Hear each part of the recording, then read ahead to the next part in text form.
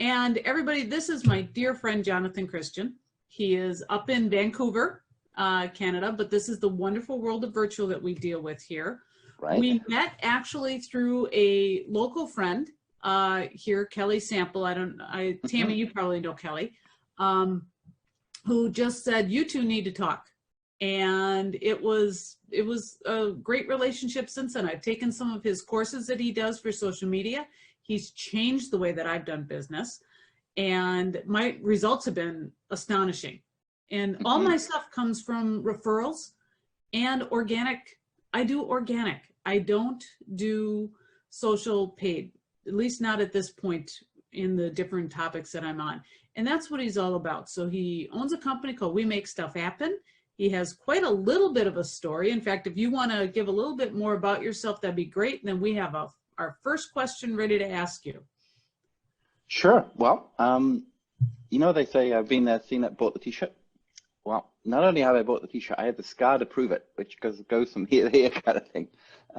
It's kind of faded now, which is kind of nice. 2008, I was in a really bad car accident and badly damaged the back of my neck, so much so that it was unrepairable. So I ended up having my neck replaced, handmade titanium joints that they replaced a couple of my discs with. So I look like the Terminator on an x-ray. It's pretty rather cool. And I thought, that's great. I'll have my surgery. It'll be done. And then post-surgery, after about 3 weeks, when they did the x-rays of all the different movements of my neck to make sure every single piece worked, I went, great. Okay, looks good. So now what we want you to do is spend 6 months and do absolutely nothing. It's like, excuse me? After a year and a half of chronic pain and not being on my A game, now you want me to 6 months the sabbatical? And he went, yep. I said, that's not going to happen. I'm an entrepreneur and I need to make money and network. And he went, well, you have one chance at this, my friend. You can live in chronic pain for the rest of your life and screw this up, or you can take my advice and rest, be a good patient and live pain-free for the rest of your life. It was a hard decision, but you know, pain's not fun. So I decided I would use that time as a blessing rather than a curse, and I taught myself social media. So I had a Facebook page anyway, and created a Twitter account, set up my LinkedIn, opened up a YouTube channel, and very quickly my Facebook page, well, it wasn't a page, it was just a personal page at the time, there wasn't business pages, started to get some attraction, and I got to become a guest author on an e-zine called Marketing Dangerously, where I became the social media expert. You know, this back in 2009, and let's just say the rest is history. Yep. Yeah, pretty much. So it's been interesting to watch how he has just soared with this platform. He is constantly changing because guess what? So social media. Not everything is the world. The same. Oh, yeah. Yes. Amazing. And it's amazing how social has now allowed us to stay close, even though everybody has to social distance. So we're all about promoting our apps and getting seen and getting downloads and getting activity, etc. And we realize that everything has to work as a trilogy.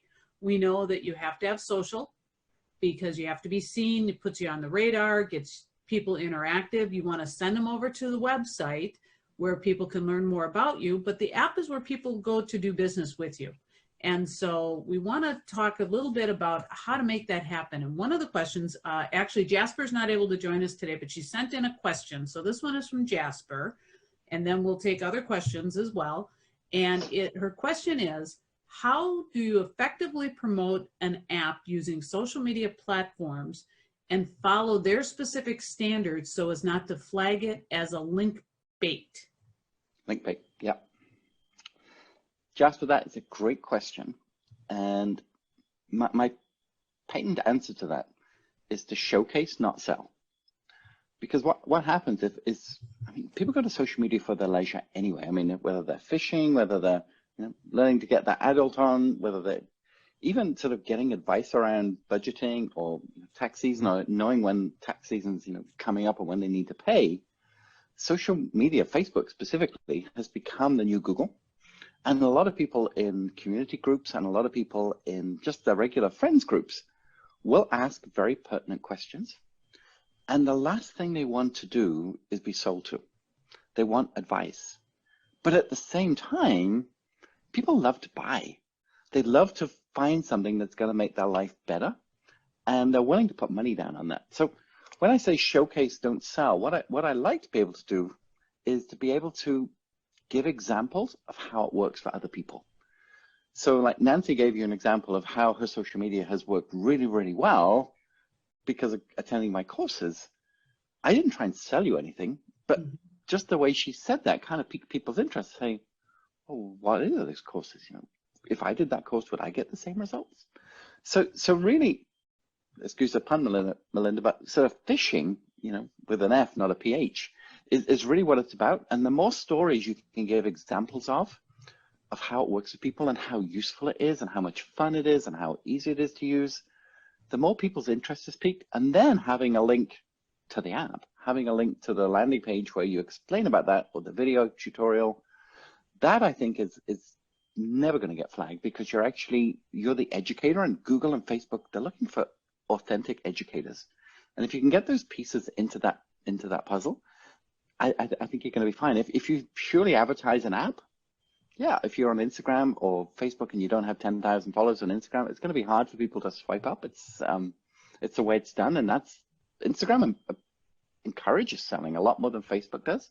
It's the same AdWords manager that does the two, but let's assume that Facebook may be more of your marketplace than Instagram.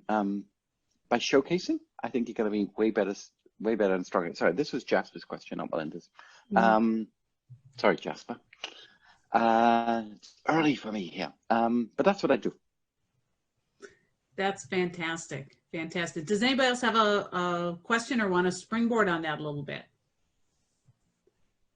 So my question is talking about video and the power of video. First of all, there is power in video, correct, Jonathan? I think. I mean, YouTube is the second, well, they used to say YouTube was the second biggest search engine in the world. It actually is not anymore. It's Amazon. You don't think of Amazon as a search engine, but it really is, because a lot of people go to Amazon now to do the research. They'll put in a topic and the books or ebooks or audiobooks will come up. But what's interesting with the Google algorithm now is that when you go to search on Google, the first thing it tries to do is find a video to answer that question through its own channel, which is YouTube. Because more people now would rather watch than read. I mean, we're just lazy. I mean, we've become so attuned now to instant access that it's getting crazier and crazier. So they say that people's attention span now is going lower and lower, and it's now 8 seconds, and it used to be 12 seconds. That's really not true. It kind of is if you're scrolling on Facebook. 8 seconds is a long time to read something before you go to the next thing. But if somebody is interested, and YouTube proves this, if somebody is interested, some of those videos can be watched 20, 22 minutes long if you're engaging enough and there's enough information for people to watch. So don't think you have to get the video out in 8 seconds. You can't. You can get teaser out, but video is absolutely the way to get people's attention, to get them off Facebook and into YouTube or into Vimeo or into a landing page that really has a series of steps that answer those questions. And when you do that, they're hooked. So let's talk a little bit more about YouTube then. And I think people forget that YouTube is a social channel. When you think social, first thing comes to mind is Facebook, and then potentially Instagram, which is kind of becoming the new go-to spot. But you forget about some of these other things. So with YouTube, when you should be taking all your videos and starting your own YouTube channel and put them all there. What about listing them as private? Does that bring out the same algorithm, or because it's private now, YouTube won't promote it? If it's private, YouTube won't index it at all. That's the reason. But the reason to do private is to have your teaching that's proprietary to your group that nobody else can find. And YouTube is free. So if you're renting sort of Vimeo or Wistia, you're spending quite a bit of money on a private channel, whereas YouTube will do that for you. The difference is that as soon as your video is finished, YouTube is going to bombard that person with 9 different options of ads. And if you haven't got enough videos on your channel, they're going to be somebody else's, whereas a channel like Vimeo won't do that. But what's great for it is if you've got a landing page or a website and you list those videos that people are only going to see on your website, having them private is fine, because you still get the YouTube link, which is streaming is like instant. You don't have to have any bandwidth in your website built for that because it's coming straight out of YouTube, but the YouTube player stays on your web page or your landing page and plays just like it would on YouTube. That's the secret of using it. But yeah, private for teaching, public for prospecting, I would say. How many times do you think it'd be good to post your videos on YouTube? Like once a week or every 3 days? Every day? I mean, truthfully, you're not going to get picked up by YouTube until you've got a big subscriber base. I mean, you need at least 100 now to be able to get a unique URL with YouTube. And then what we encourage people to do is, top right of YouTube is a little bell. You might have seen people saying like, click on the bell, and literally it's a notification. So then every time someone uploads a video and they've clicked on that bell, they get a notification like in their desktops or video emails that are coming through that you've made a new show. Most people are busy, and most people don't necessarily just stop. I have to go watch this video. So that's why you have to remind people that it's there. And a lot of people go viral on YouTube, and that's great, but it's a lot of work and a lot of followers. And it's a great strategy, but you could get pretty down if you're just waiting for YouTube to bring business to your door. But if you use those videos in your emails, if you use those videos in your website, and then remember that one piece of video could be repurposed probably 3 or 4 times. So let's just say we make this video today, and Nancy was showing it outside of the group as a teaching aid. She could have this on her Facebook page, which could be uploaded as a watch party, and you could still manage the comments so it feels like it's a live video. You could upload it to IGTV, which is Instagram's way of competing with YouTube. You can upload it to YouTube itself in your own channel, and then you could upload it to LinkedIn.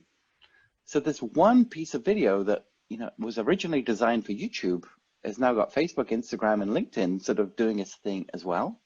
And the more people see you, the more people hear you, the more people feel comfortable, and that trust account builds up. So that as and when you're making a deposit in that trust account, every time someone sees you and hears you and listens to what you're talking about, eventually someone's going to make a withdrawal. And that withdrawal is like, I like this so much, I'm going to buy from them. And that's I think of it as like checks and balances in how you like that. In your social credits, if you like, because you're constantly educating with a view to people buying from you. And the only way they're going to do that is if you constantly sort of keep topping up the account with good stuff. And then that trust factor gets to the point, it's like, this guy's just got it. She really, really enjoys what she does. She's passionate about it. This is going to help me. I'm buying it. And then there's not a lot of conversation about price either, which is very different. It's not deeply discounting. It's not straight to the bottom of the barrel to compete against everybody else. They're buying from you because they trust you. So what I like to say to people is, if I call you, I'm a salesman. Nobody wants to be sold to. But if you call me or you click on my app, I'm an expert. And people will pay what I deserve to be paid because I've built that liquid credibility, if you like, in the education that I produce through those videos. Exactly. So on the YouTube channel, does it make sense to even put short little videos? There's a software called APower Mirror, which allows you to mirror your phone onto a desktop and record it. So for apps, it's perfect because it kind of like shows what your app can do, and you can do little clips. I mean, what about something like that? Yeah, I use Reflector, which is another one where you can do exactly that. The biggest difference with YouTube now to get people's attention is actually the thumbnail before the mini video. So that one graphic has to be really dynamic and engaging for people to even click on the video now. If you just click a frame of you sort of moving or something, it's not enough anymore. They actually, people are attracted by the graphic. So if you look at one of my favorite channels is the Social Media Examiner, which is a free service for social media experts all around the world. And when you see the amount of time and effort they put into just creating the thumbnails, it's phenomenal. But that's what gets them the click-through rate. And then you have a few seconds to attract people about what's in it for them, and then start going into the full meat of the video.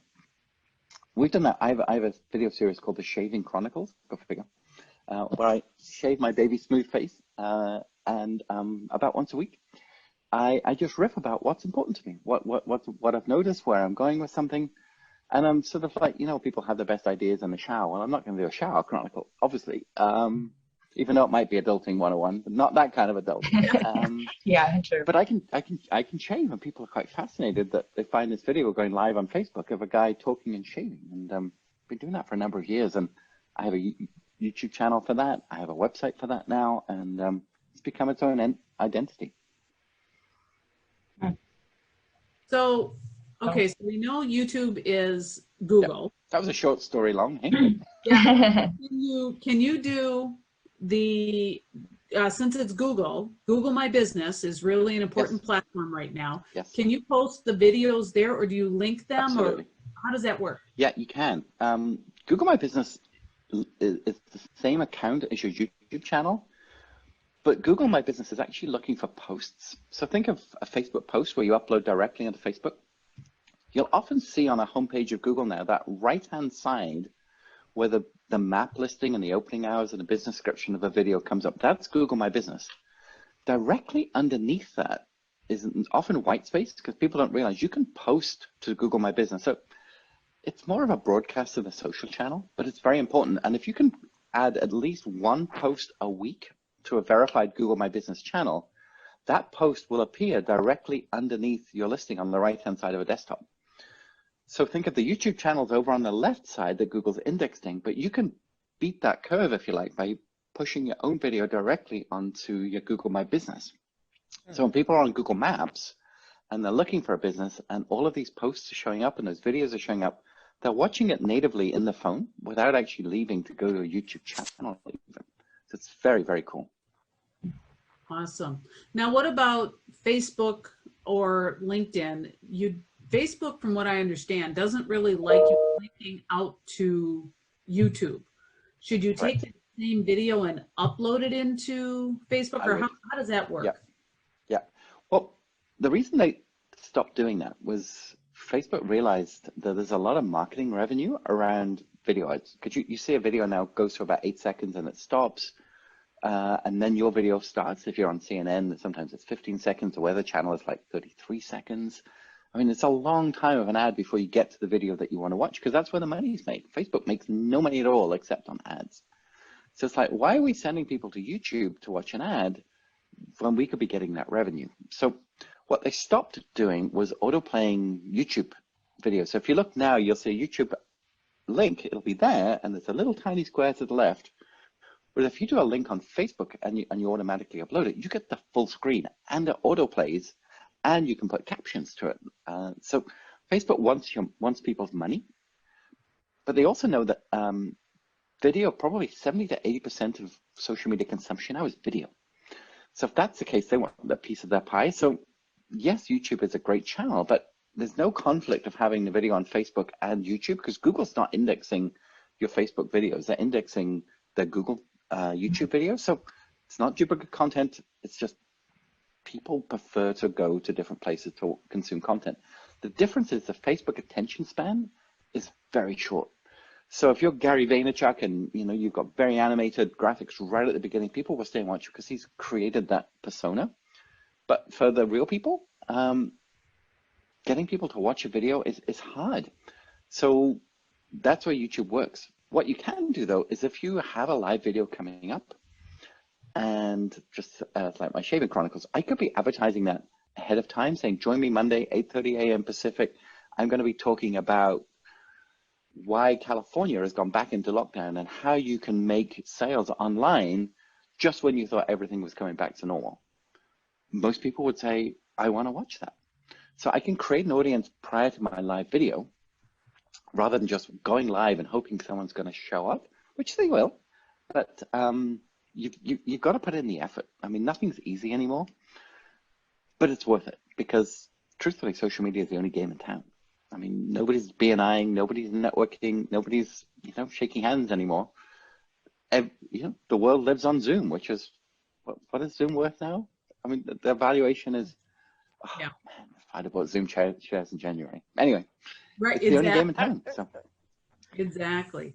So what about, I know on Instagram, they have a nice little button that says post to Facebook, and you can do that. And now there's other services out there. I don't truthfully recommend it. But well, I was about to say, isn't that duplicating content, or like if you use a Hootsuite or you know, any of these auto posting, what does that do? I mean, it's organic, but is it? Well, I mean, it's a one size fits all. I mean, if I was buying a t-shirt, it probably would be the same t-shirt that you're going to wear, Nancy, or you're going to wear, Stacey. We all might like the same brand, but we will pick our own size.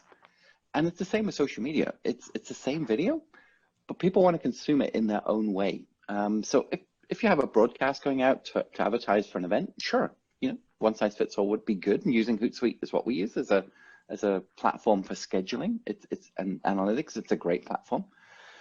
But just imagine doing a Facebook post, seeing it coming in, and suddenly there's like 25 hashtags, and it's like, what is all this garbage? And it's like people move on. Whereas on Instagram, that's exactly what you want to do, because you're only going to get found because of the hashtags. So it's a different language, although Facebook does like hashtags, and increasingly so. So I think it's important to put the effort in, and sure, you're writing 2 or 3, but what you can do is keep the same content, you know, copy and paste that into notes or whatever, and then just change it. So Facebook's more personal. So you might want to say, hey friends, you know, I've been working on something and I'd love to share it with you. On Instagram, they're not your friend. You know, they're just scrolling and they find you because of a hashtag. So you got to get right at it. Whereas on LinkedIn, you have to put your pants on, you know, and be a professional these days.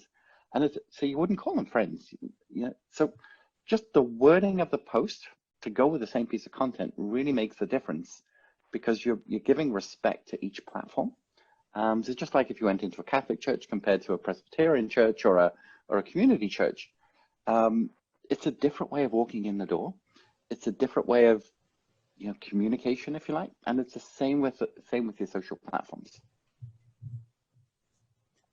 So can you pre-schedule on all of the individual ones, like on Facebook and Instagram? Can you no. set that up yourself? Instagram won't let you pre-schedule because the secret's in the word. It's called Insta. So it literally wants live. I mean, you can schedule to Instagram through Hootsuite or Agorapulse. There's a couple of programs that you can, and it will let you do that. There's even talk that you're going to be able to pre-schedule stories, which is like, really? I thought stories were supposed to be happening in the moment, but they will. You know, as always, you know, marketers ruin everything eventually. But people like authentic. And the other thing is if you schedule, and yes, we're busy people and we need to schedule because we have core content and you need that out there. That core content serves as like the backbone of your social media, but nobody ever, you know, sees the backbone. They see the hands, they see the eyes, and that's the live posts. And let's just say you schedule a great post and then someone comments and you don't look at your social media until the next day when you schedule your next great post. You just missed 23 hours of engagement. So as much as you need some core content as a backup, and if you are busy all day, have something coming out, so at least, you know, you're out there and something's coming up new, you're missing out on all the engagement. So it's a balance of both, but the more you can, Apple with iOS 12 sort of started tracking how much time you pick up this phone, and it's pretty scary. I mean, apparently I have this phone in my hand about 8.5 hours a day. Oh, you have me beat. I'm actually much. down. But you know, there's a reason for that, because these eyeballs are looking at real stuff. And if you can communicate with somebody within minutes of them writing back to you, the likelihood of getting a sale, the likelihood of getting them onto a strategy call, getting them to a calendar link to book a call if they're busy at that point in time, is pretty high. So the more you're there, just like a lot of people have several monitors on their desktop now, maybe one's just for your Facebook feed and one for your email and other things, and just keep looking at it, even if you're busy. You'd be amazed how that little piece of engagement could actually turn into a sale very quickly. So how do you balance your time? That is a question. If you'd have asked me 4 months ago, I would have given you a very different answer than I would give you today, to be truthful. And I know your answer 4 months ago, so let's hear the new one. The answer to my time is put the freaking thing down, because it's addicting. We know that, right? You know, so it's like get up and know, oh, what's going on Instagram? Oh, look at those stories. Oh, I'll just go with the Formula One. What's happening in the world of Formula One? Oh, yeah. I wonder if they're going to play baseball soon. Oh, yeah, I want to do that. And before you know, an hour's gone by, and it's like, put the thing down. So what I like to try and do is have a purpose. So I'm picking this up to go to my Facebook feed, to see what people have said about my most recent post, to go to my business page to see if there's engagement, and to see how I could help people. I mean, that's the reason you pick this thing up. Oh, there used to be a day where people used to dial a number and talk to people with one of these too. That still works, funny enough. Why people don't pick up the phone and talk to people? I don't know. It's much.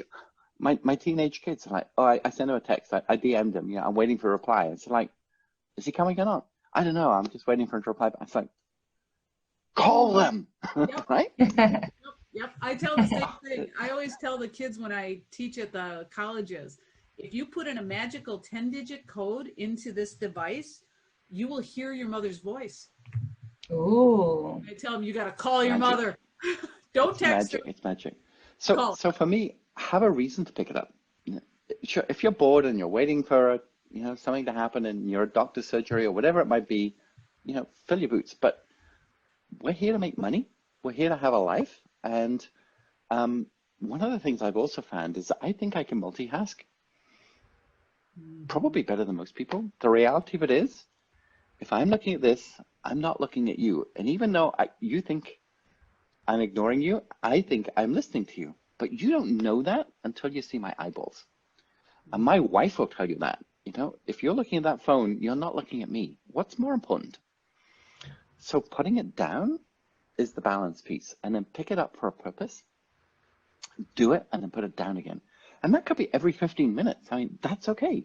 I have an Apple Watch, which is charging right now. I had notifications set for everything. I thought this was my new best friend. It became my new worst enemy because I'm doing this, even when I'm driving, it's like, uh-oh. So I had to turn most of the notifications off. But now if my phone is ringing or I get a text message or something, I see it on my phone, I know to go pick up my phone because I don't necessarily now carry my phone on me anymore. I bought these, so I can walk all around my house now, and if my phone rings, I can press a button and answer it. I don't need to have it next to me. So I've had to literally unglue it from my hand, put it down, like a soother, and just say, it's okay. I know what it is. I can get to it when I need it, but it's not my life. It's a vessel to help me get business, but it's not my life. And truthfully, over the last 4 months, I've had to learn that lesson because I thought this was my key to success, and almost all of my strength, my superpower, came out of having this glued to my hand. It doesn't. My superpower is in my eyeballs and in my heart, and that comes from talking to people. So I'm trying to take everything that I'm doing in an online world offline into a real world of actually talking to people, and it could be through Zoom. It could be through a phone call. It could be through Voxer or whatever it is. But I'm trying to make that gateway literally a gateway. And then once I'm through the gate, then I'll do business with the person. And that's typically not through social media. So as Nancy says, the trifecta of the social media, the website, the business comes through the app. The business comes through them communicating with you. And the more they can get close to the originator, the more they can get close to the expert, the more they want to give money to it, because that's where the business is going to get done. Right. So yes, I'm a reformed character. You definitely, because I remember it used to be every time you take a break to take a sip of coffee, check your social media. And so you definitely have shifted on that. Now, do you think that there's a different way to promote an app on social versus just generically promoting your business or yourself? Do you think that there's anything different about that? I do. And I think the thing is, a lot of people use apps natively now. I mean, I'm in love with Waze. I mean, I just did a road trip last week. I use Waze consistently to help me with traffic flow and everything else. I mean, it eats power like crazy. Like 35% of my power loss was from one app. So I had to keep my phone plugged in the whole time I was using it, but it was vitally useful. And some people I use a sleep app, and I use a number of apps every single day just to make my day better. What people don't realize, and I think there's still a big learning curve, Nancy, as you'll appreciate, is telling people why they need apps. I mean, obviously, you're very good at telling businesses why they should create an app for their clients, but our education piece really is in why the client should be using these apps. I mean, I probably truthfully have, I don't know, 5 screens of apps, and I probably use about 9 of them. So I think the secret using social media is to tell people why this app is going to change your life, why it's going to save you time, why it's going to save you money, why it's going to make life better. And then they're going to start to realize that, and also, when they're on out, there's no distractions. You're on the lake, you've got the rod. There's nobody else on the lake at 6 o'clock in the morning. That peace and quiet, that quality time is the kind of scenario that they get on the app. They just get what they need without any other distraction. So I think the education piece is still the biggest piece of getting people into the app.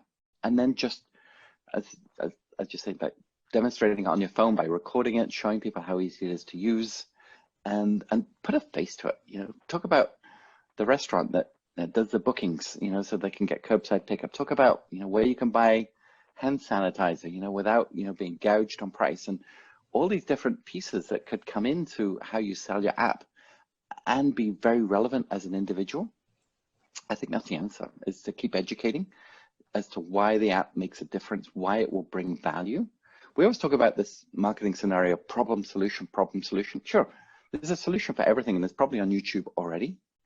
But the difference is the expertise that you've grown up with, the expertise that you put into that app is proprietary to you, because nobody on this planet knows what you know in the way that you can convey it.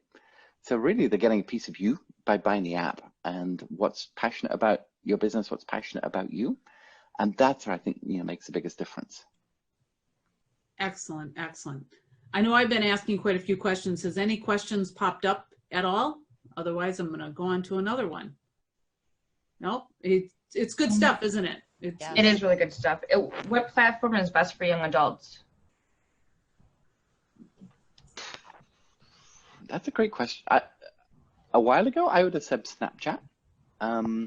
There's quite an anti-Snapchat movement these days, just because you can't take a Snapchat video or anything you find on Snapchat and share it. I mean, they just leave everything on the platform, which is great for Snapchat. But if I find a video on Mashable on Snapchat this morning, I was like, I want to share that.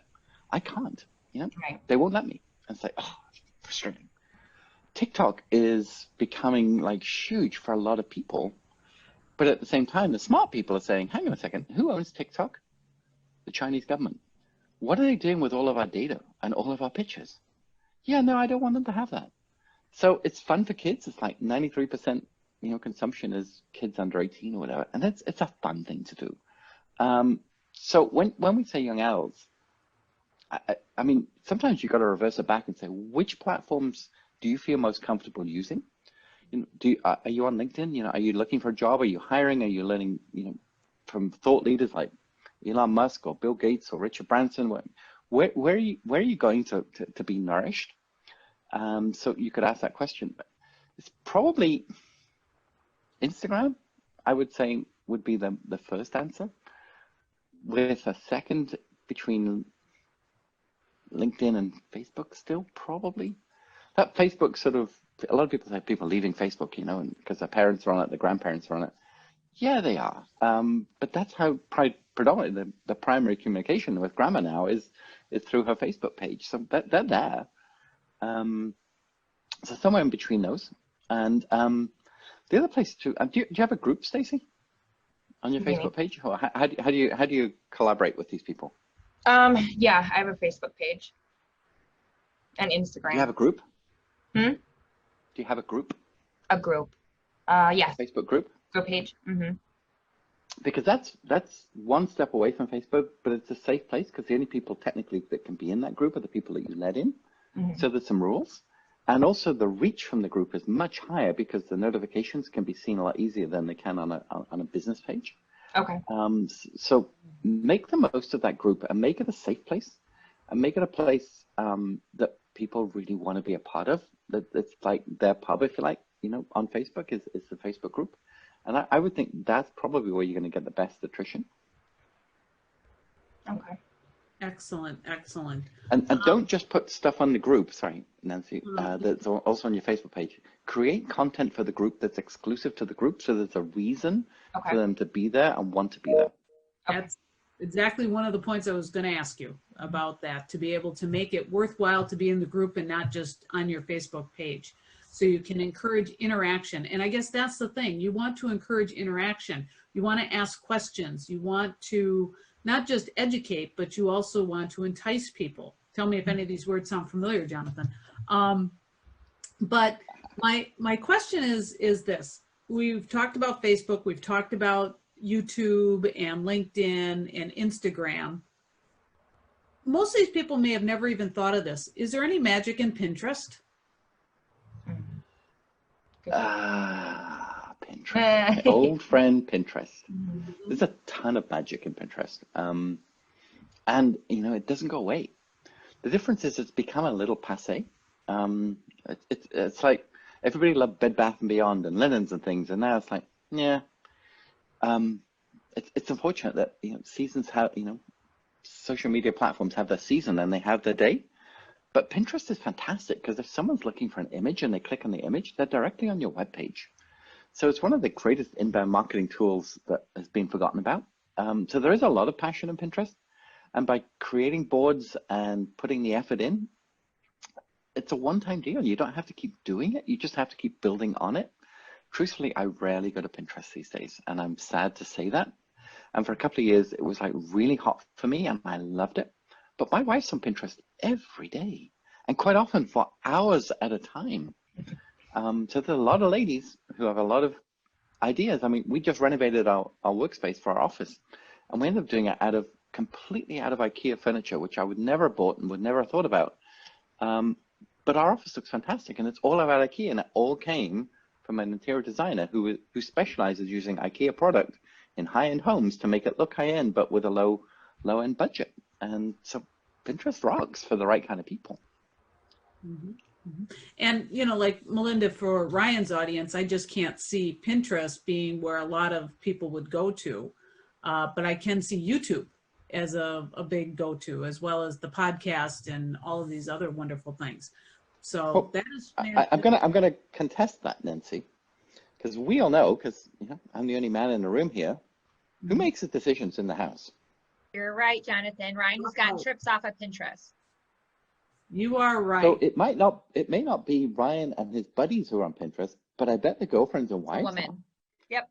And that's you know, if they come and say, I mean, my wife bought 4 toilets at Lowe's. They had an over purchase and they thought they'd ordered 30 and they got 300. So there were fire sailing toilets in Lowe's, these low flow double buttons toilets. And my wife comes home and says, hey, honey, I just bought 4 new toilets. I was like, what was wrong with the ones we had already? She said, well, we're on a water meter and you know, these new toilets are low flow. They're much better. They're better for the environment. I said, okay.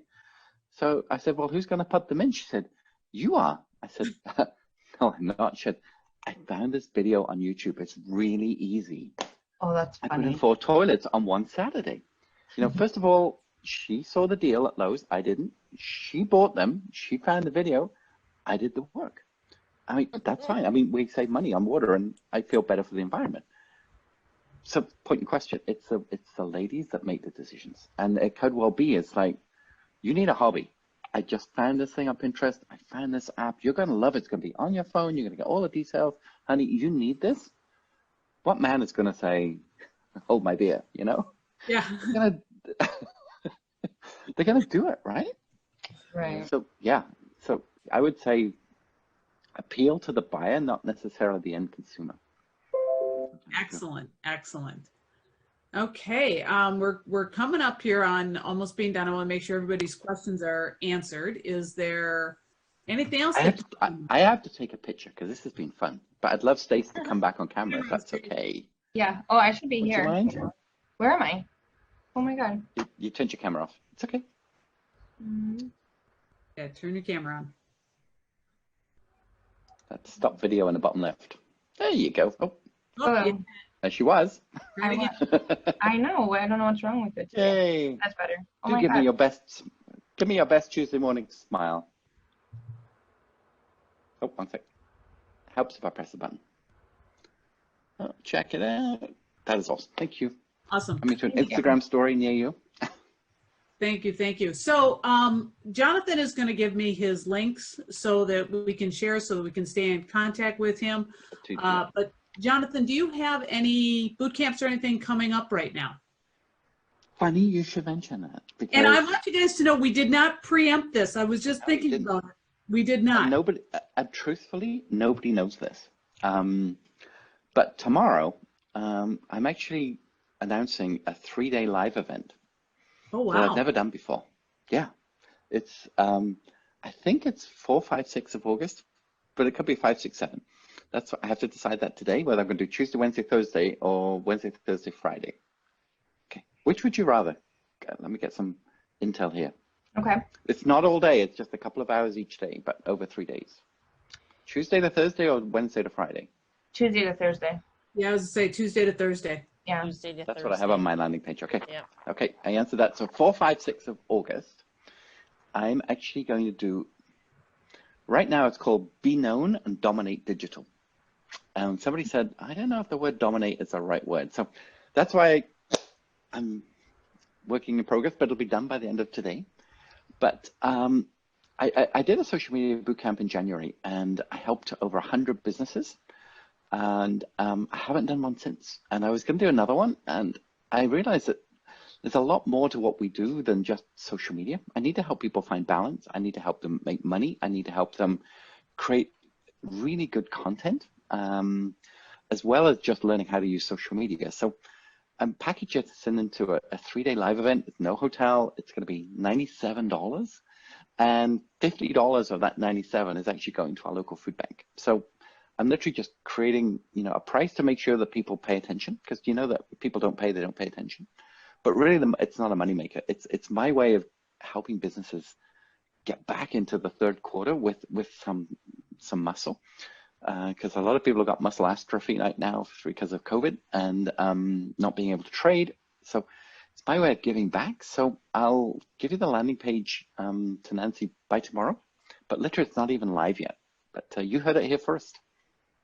Excellent. And 3 days of just what I've been doing. There's going to be a lot of Q&A. There's going to be a lot of teaching. Two other people in my team from the SEO and graphic creation and content management is going to come in as well. So not just going to be me. Excellent. But we're going to give you 3 days of great stuff for like next to nothing price-wise. And yeah, it's coming up for us soon. Perfect. Perfect. Yeah. Give me that information and I will get that out to the group. I can't tell you enough how much that's going to value. Every time that I'm online with Jonathan, I find some little nugget. I picked up one today. So only one? Only one. I'll have to listen to the recording and get the rest of them. So, but no, it's true. There's a lot of value here. We have so many plates spinning that we just have to get a plan, correct? That's your biggest advice. If you were to leave us with one last thing, what's your advice of the day? You're not going to believe me when I say this. Put the phone down and invest in some people. Mm-hmm. Because it's the people, and there's a real reason for this. Most of the business that you're going to get will come from referrals.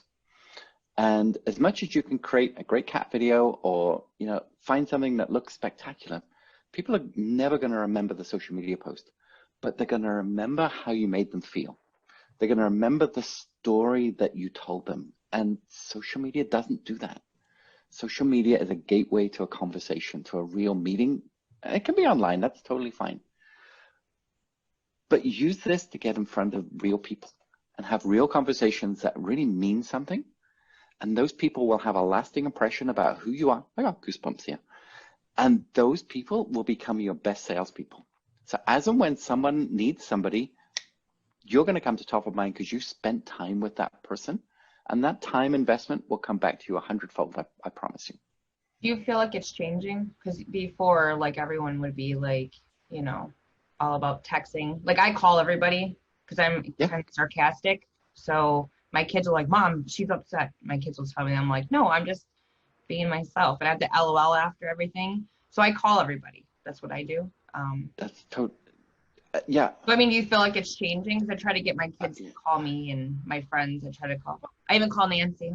Mm-hmm. I mean, I do because I like. I mean, your country has 136,000 people that have died of COVID in the last few months, right? I mean, that's atrocious. I mean, it's beyond bad. It's like worse than the Vietnam War. I mean, suddenly death is every day. And I mean, I was watching CNN last night about a summer school teacher who just died, 2 weeks into summer school, from catching this virus. And they thought they were masking and social distancing and hand sanitizing, doing all the right things, and Zooming with summer school kids, and she still died. I mean, it's awful. My mom passed away like 12 years ago, but my Facebook memories keep reminding me of that. And like 2 days ago was the last day I ever saw my mom. These things matter. I mean, I don't want to be like death and destruction, but mortality is more on people's radar now than it's been in a long time. I mean, my wife's mom is the same age now as my mom was when she passed away. My wife's parents are much younger than mine. And suddenly my eldest daughter is like, when I told her that yesterday, she said, I have to call Nanny. I have to spend time with Nanny. I'm going to fly back to England to spend time with Nanny, because they realize that physical time is more important than ever, because we just don't know.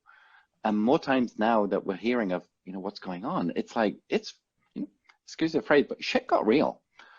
So I really think getting in touch with people and physical distancing. I mean, my local Starbucks now has a big car park, and there's all these people with cars sitting in picnic chairs having coffee in a car park next to Starbucks, whereas before they would have sat inside. But it's summer. I just love to see why people are making the most of quality time now in a safe way. But picking up the phone, having a Zoom call, FaceTiming, WhatsApping, whatever it is, that's where it's at. That's what's most important, I think, right now. Excellent. Beautifully spoken. So thank you so much, Jonathan. You're welcome, my friend. Thank you, Jonathan. Greatly appreciated. I will send out the information. Jonathan will shoot me an email later. I will. Very early for you, so thank you. He's over on the West Coast. West Coast, so it's Pacific time. Not too early, but yeah, thank you. Not too bad. Not too bad. So we appreciate your time today. And if other questions do come up, Jonathan is happy to field them. He has his Facebook page. The We Make Stuff Happen is a great spot. And you're welcome to friend me on my Facebook page. You'll just find me. It's facebook.com/We Make Stuff Happen, because my page was my personal page was way before businesses pages ever existed. So it's easy to find me. And I'm friends with everybody here on Facebook, so you can just check out my friends list. Jonathan is in it, and shoot him, connect. I really think you're going to find value, but I ask Jonathan all kinds of stuff all the time, and it's been wonderful. It's a great relationship. So thank you so much. If nobody has, Jonathan. We will catch you next time. And what do? We have an absolutely fabulous day. So thank you, Bye. everybody. Bye, everyone. Bye. That was fun.